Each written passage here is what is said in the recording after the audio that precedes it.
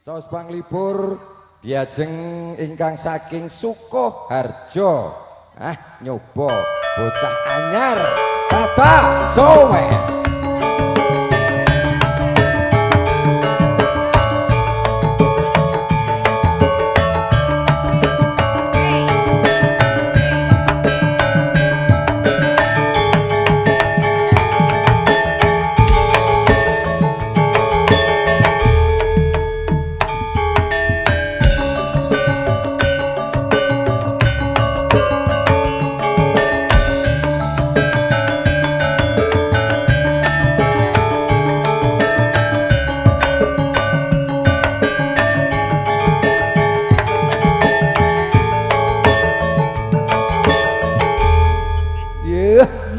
Diajeng Tata Sugeng. Alah, Sugeng dalu nduk Cahayu.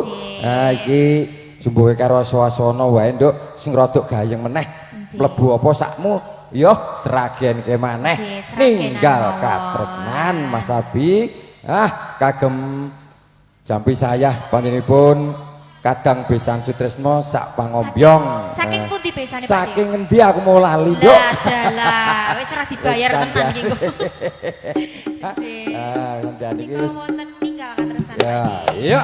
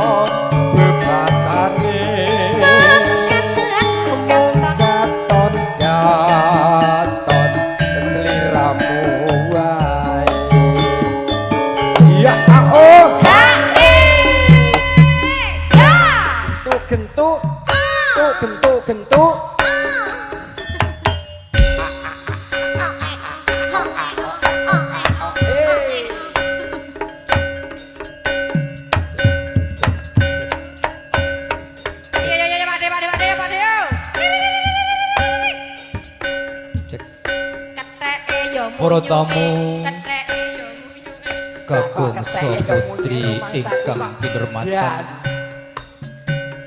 pargian ing ratri kekalian punika tungkap paripurna pratandha puraning pargian kawis tinggal sirat mojo panganten sarimbit ingkang hamengku gati sokadang pisan tresna kepareng jengkar saking Sasono. Lebokke Mas.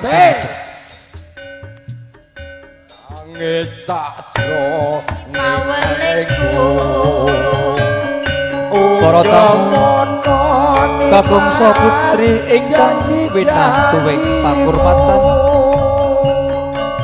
kados lengkap paripurna paryan satu boyong temanten meninggih bagus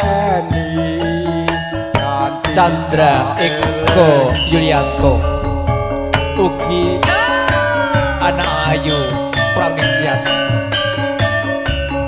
sepisan malih penyanipun Bopo Tresno Saibu Sunarsi nyuwun pandonga ugi beberanipun penganten Sarimbit panggih yuwana wilujeng nir ing sabikala benjang dadosa warga ingkang sakinah mawaddah warahmah nangis sajroning ati kula ingkang kadhawan minangka pambiwara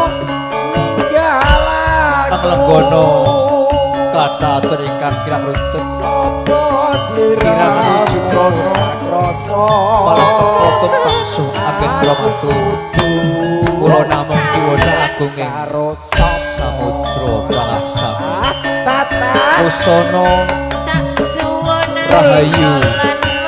rahayu ingkang sami pinanggih munggah wa bi'aitul baridaya waridho wa inayah wassalamualaikum warahmatullahi wabarakatuh nuwun matur nuwun